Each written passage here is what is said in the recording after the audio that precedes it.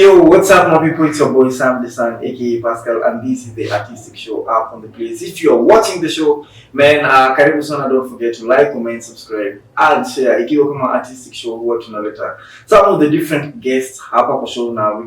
We get to know them. Actually, remember we have so many shows including the podcast on our channel. You can go check it out. We have an amazing podcast, the conversations with me na kunifanya next week. So without kuharakisha mambo, enda tu pale kwa our Instagram page, search Dapstrem Media ama Dapstrem Entertainment. Go check us out, subscribe, like, comment and share for the YouTube page. So leo niko na one and only Brown Qaki is my friend, but before that, acha tuanze introduce yeye mwenyewe. Okay, thanks a lot, Sam, for hosting me again. The last time I was here was back in 2021. Yeah, 2021 actually. We were talking about climate change, SDG, right? SDG, Sustainable Development Goals. Yeah. And about the Umoja song that I had released. Yeah. And I was with the team that we were the team Madara Youth Film Festival. Yeah, and tumekuwa tukibonga about me coming back as sasa Brown Qaki. Yeah, like you as Brown Qaki. And finally you're here. Leo nimepatikana. Leo umepatikana na siku yako ijaanza. Leo ache niwaambie tumerecord like video for more than 20 minutes. Na tuko tumefinya record kwa camera. Wow. Hey, anyways, big shout out to Brown Qaki. Thanks Anna. Karibu right here at Dapstrem Entertainment. Sijui tuanze, but let's start by saying who I am. Yeah. So as I was saying, my name is Ezekiel, but I'm famously known as Brown Qaki. Yeah. Brown Qaki with a Qaki. It's an initial for Queen. So unaitwa Ezekiel but unaitwa Brown Qaki bado. Hiyo jina Ezekiel yenye wazazi walinipea. Oh yeah, ni jina bora ndani. Yaani jina ningepewa tu chance ungeibadilisha. Ningepewa chance, I will go with something that really tells identifies with me and what I do. Yeah, so I thought for me Brown Qaki identifies with what I do and who I am. Yeah. Okay, so recently let's just talk about your music since it may happen, something big may happen. It's an EP. Yeah. But now let's talk about you performing live songs. Most of your songs need live songs until you surprised your fans with an album. Yeah, this is a second EP.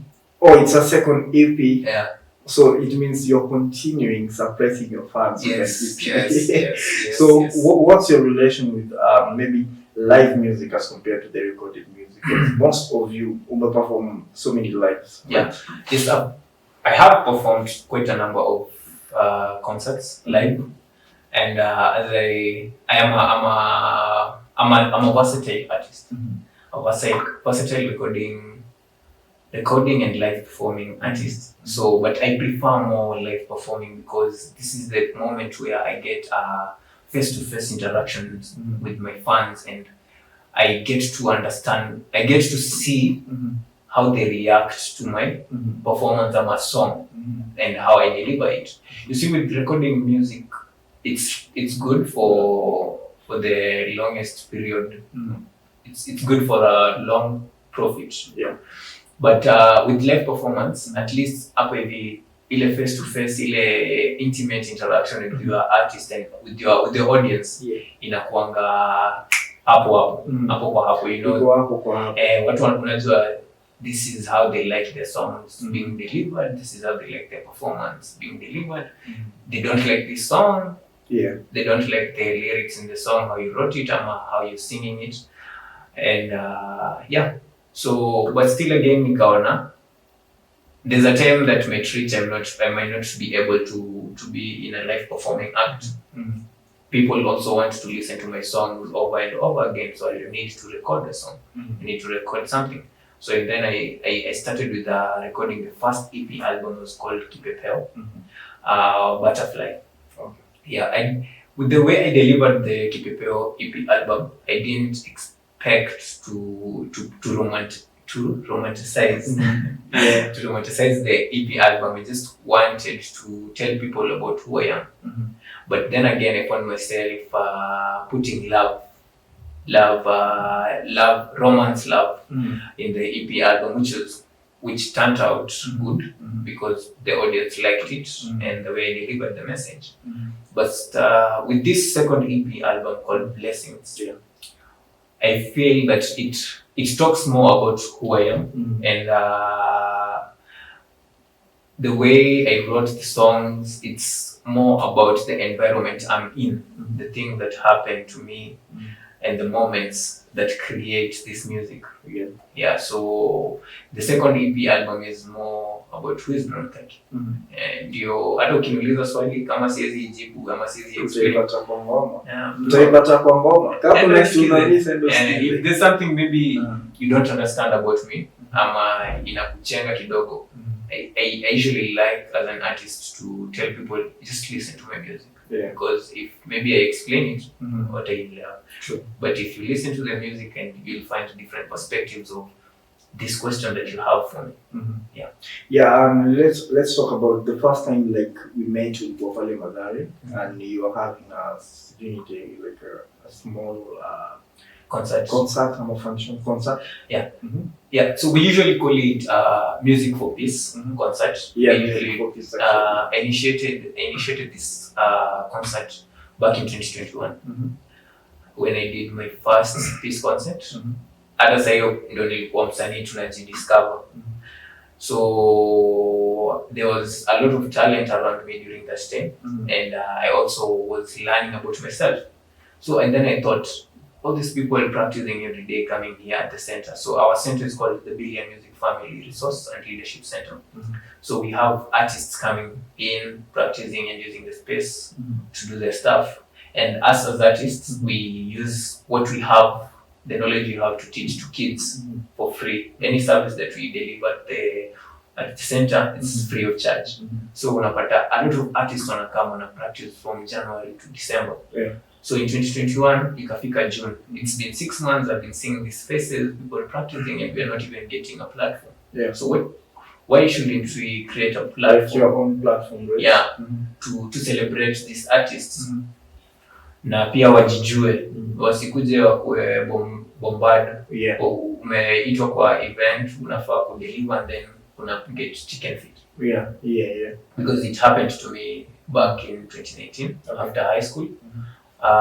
Nilienda kwa event in Karura, and then when I was supposed to, like, it was our time to get into the stage to perform, and then mawad zote zikapotea. Today is not my day. So also initiating this festival, this concert, this event, it's for us as artists to start small, tuanzie chini. Pole pole understand your audience, understand how you can deliver your music. Ndio ile siku nyota nitajipata tena kwa a bigger stage.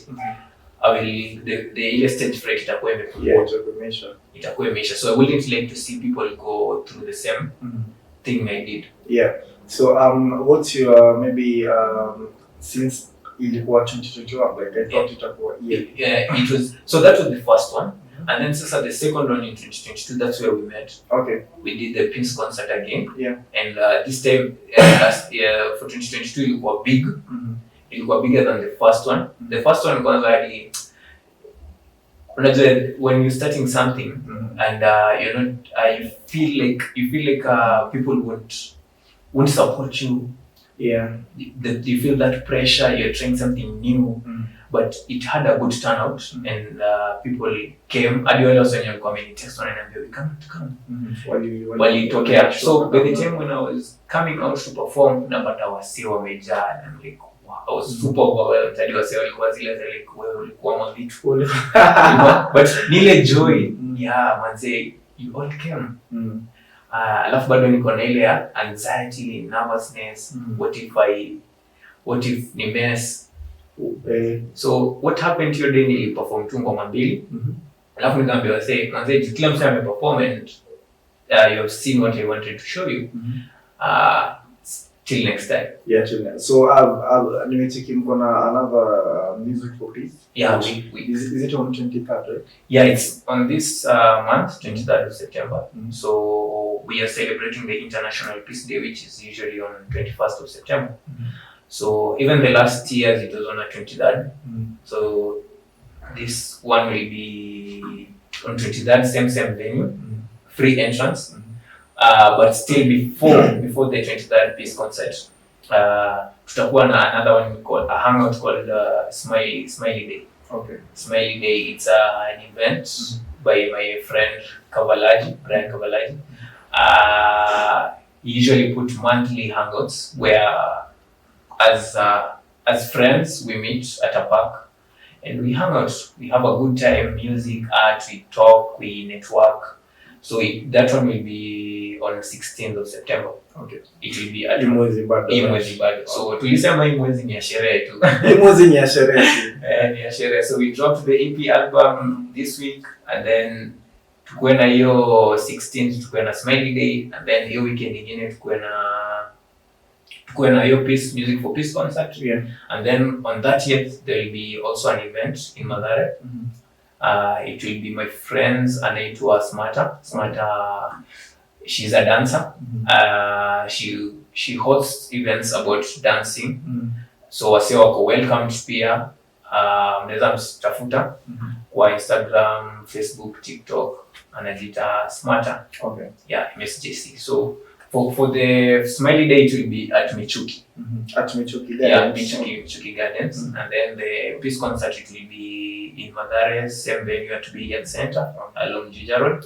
And also for the 30th ya Smarta itakuwa along Juja Road, but at MSJC Center. It's called the Mathare Social Justice Center. Okay. Yeah. Oh, that's nice. So hope mmepata information. Let's speak about you now as from Qaki and your connection to the music. How it started. Like, did you start singing like recently? You know, because what did you kuna from down? Na kuna watu wamenijua leo. Wamenijua leo actually kwa hii interview. You never. Yeah, so mimi I've grown up with the interest in being passionate with music. So at a young age I was multi-talented. I was in sports, art, skits, in church, in school.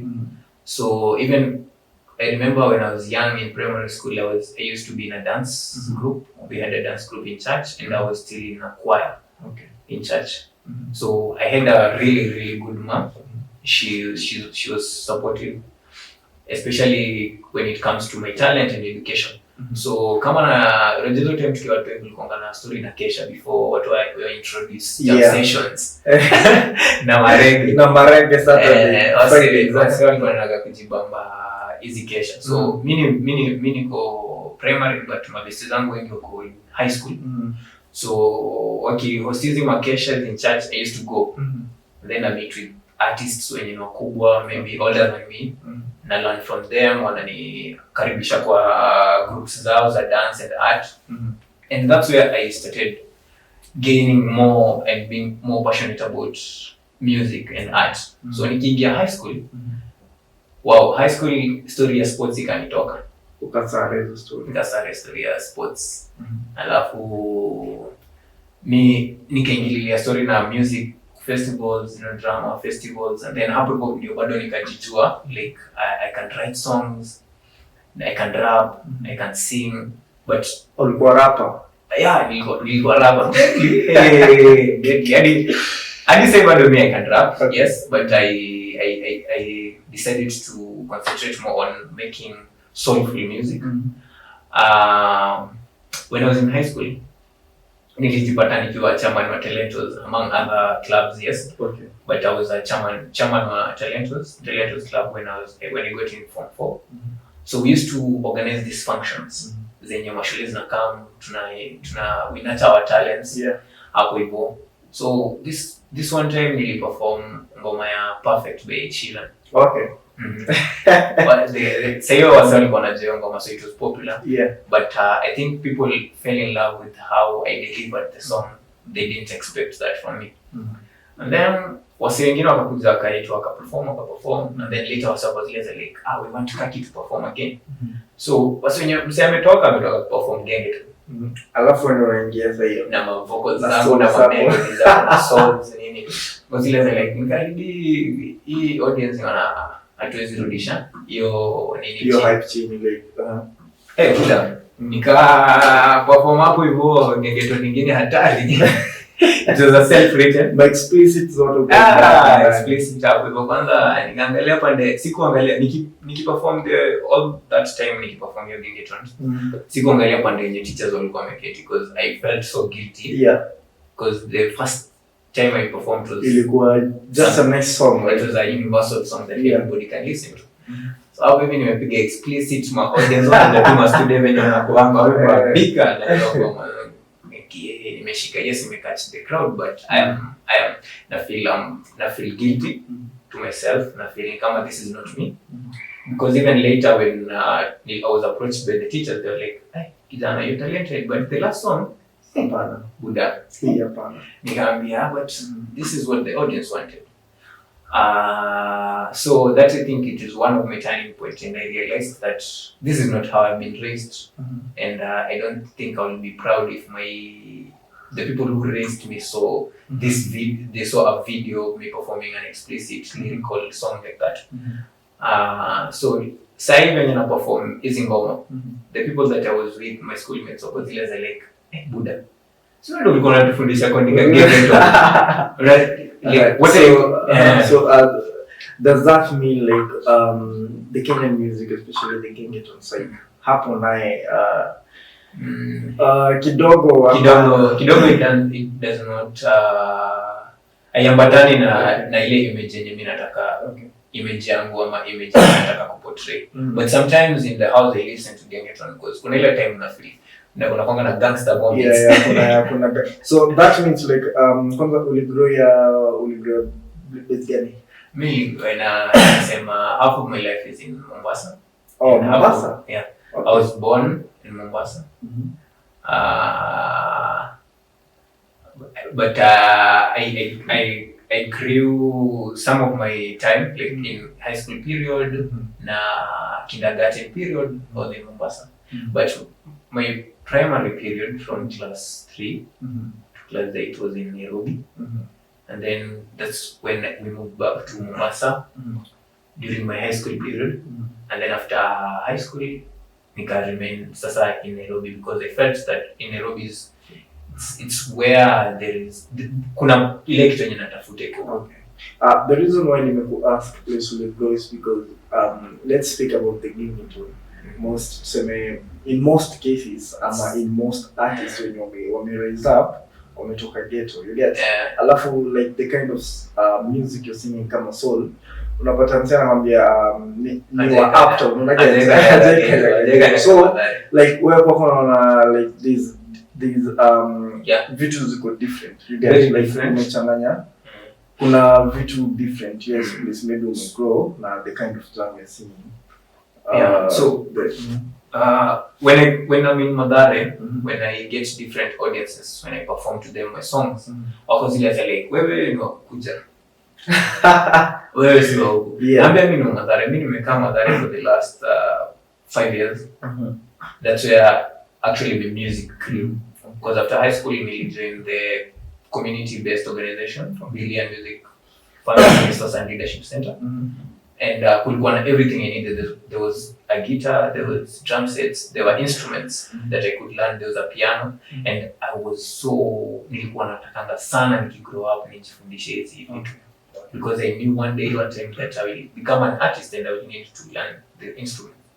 So during the first year after high school nearly cut off a lot of people, even family members, just to concentrate on what I want to discover myself.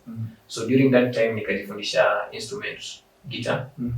And then, because it is a musical organization, we partnered with local schools to teach children free of charge music. So nikajifundisha guitar, nikaanza kujifundisha how to write music, to compose music using a guitar because kitambo nilikuwa naandika tu bila kutumia an instrument. So I used to write using the melodies in my head, Evo too. But then again, after learning the instrument, teaching other youths, for free. So wako zile like how much will you charge us to ndio tufundishe guitar, because there's like I won't charge you anything, but what you will do is you will also volunteer to teach our other kids, giving back to the community, because because it's a non-profitable organization. Yeah, so mimi nawapatia for free my skills, and you give back to the community. That's the only way you can pay back. So kufundisha msee, alafu naona anafundisha msee mwingine, ikanimotivate design. Kidogo kidogo unapata unafundisha mtu hivi, hujamwambia kesho tupatane saa ngapi, but kesho yake ashakuja nataka haraka. I wish when I was a kid ningekuwa na msee pia kunifundisha. So when mtu ana learn, pia unataka kulearn zaidi ndio umfundishe something new tomorrow. Asikuja alafu mwanze kuangaliana ama lose interest. So that's one of my biggest propellers into music and learning instruments. So that's nice. So let's speak about giving back to the community. Since kuna time tulimit hapa, ulikam with the team. About SDG. Is it community thing? It is. I would say it is. It's personal to me about my environment. We were talking about sensitizing on climate change through sustainable development goals, or SDG 13, that is climate action. So we even recorded a song called Umoja, which won an award back in 2022. E360 Awards. And also it is a song that is well known in Europe, in Berlin and Austria. So, and also last year, in November, we did an event called Ngarisha Mtaa. Ngarisha Mtaa is about cleaning your environment, sensitizing to the people about how to stay in a clean environment and how plastic disposal is harmful to our health. So with Ngarisha Mtaa, we were able to sensitize at a bigger audience about climate change. So I even got an interview in Vebs Radio. Oh, that's nice. So the next day after the interview, kuna place manze walikuwa wametumia kama dumping sites.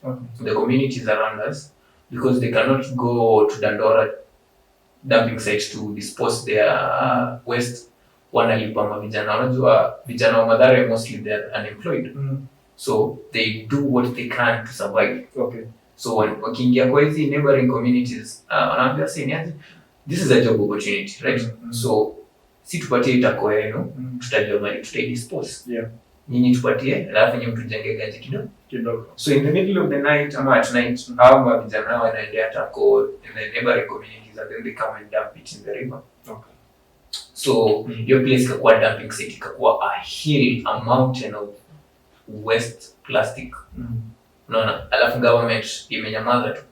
So after the interview, I felt that hiyo message ilifikia wase, cause the next day malori zilikam, like the government wakatoa uchafu.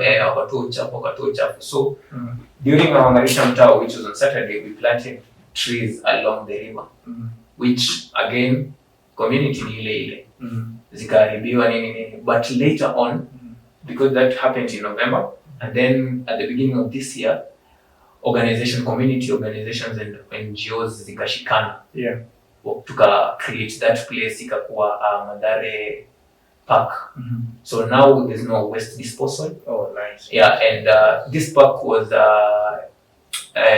ule mwenye alikuwa kipaumbele, it's an organization called Mathare Roots. Mathare Roots initiative ilishikanisha hizi organizations, wakasema hii kazi yenye kijana alianzisha ama hii kazi yenye tumekuwa tukifanya, now sasa tuchukue jukumu letu, like we fence the place and we remove all the dirt and we turn it into a park. So when say kuna a very big difference. Oh, that's nice. So climate change is so personal. The topic about climate change is so personal to me. because I feel the little I did, it was so impactful. Okay. Yeah. Yeah. Oh, that's nice, man. Because you really inspired me with your time. Yeah. So let's talk about the Basi, about the EP, the songs in the EP. Yeah, the how you songs. created it. The songs in the second EP, which is called Blessings. Hizo ngoma wasi wengi wanadhani I wrote them yesterday. Okay. Again. Ni ngoma umeandika kitambo sana. Yeah, ni ngoma, it's like only 2 songs kwa hiyo because it's an EP of 5 songs. I think the first song, Beautiful Day, and what is it? The second song, and the second song, One Drop. Okay. Is only niliandika at the beginning of this year. But the other songs niliandika like last year and a song I wrote it the year before. Okay. So Blessings is the Blessings EP is more of looking at life at a different perspective. Yes, we have struggles every day. We have umeamka asubuhi, kumbe unajua tukiwa watu wetu tulikuwa tunaonanga wazazi hawasotangi. Unaona wako na do throughout. Kisha unapea. Sasa asubuhi ndo hadi nimeona mimi nyingine. Ati what is that thing that as you have grown up you have come to accept? Alafu msee akakomenta hapo chini anaandika ati nyewe mtu anaweza kosa hata 10. So with Blessings, it's like viewing life at a different perspective. Yeah. Because there's a way that the system has positioned us to view success. Yeah.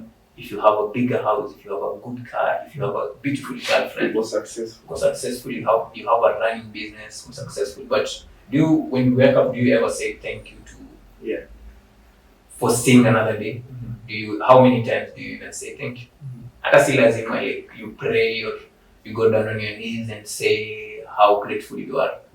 How many times that when somebody does an act of kindness to you, unasema asante. Ama unaonanga ni obvious tu. Like unaona like it's a must. It's a must. No, it's not a must. And also niliambiwa with my mentor, one of my mentors, Billion, aliniambia there's a time we had a conversation, and then he was like, you know the biggest gift your parent has ever given you is uhai. Yeah. Kuzaliwa tu. Imetosha. Like that's the best gift. That's the best gift. Because kuna wase wanadozi wakiamka asubuhi, they're not themselves. They're not hawayuko. So then I started viewing life at a different perspective, counting my blessings one by one, just sitting and thanking God that manze, I have a seat in my house. Yeah. I have a bed. Somebody sleeping outside. Yeah. Kuna msichana food. Appreciating life for what it is, living in the moment. So Blessings, the EP album is more of what am I thankful? What am I grateful for? Do I have to become a millionaire or a billionaire to say that manze, asante Mungu? Yeah. It's just that little act of kindness that you may receive from somebody. Naambia tu asante. Your asante, it can go a long way. Yeah. And still, if I speak about the songs, each song, it has its own story. Okay. So if I speak about Beautiful Day is there's a time this year I woke up. I had a lot of nilikuwa na a good schedule. That day I was meeting new people and telling them about what I do. And then unajua ile unaamkanga alafu ndio kitu na feel today is not the day. I didn't have the space to wake up one day. Okay. So nikajichocha tu manze, this is a beautiful day. Jichoche tu amka. Amka uende. And just go and try and do something. So nikaamka, even though my mood was low. After the day, I realized how successful it was and how many blessings zenye ningekuwa nimejifunza.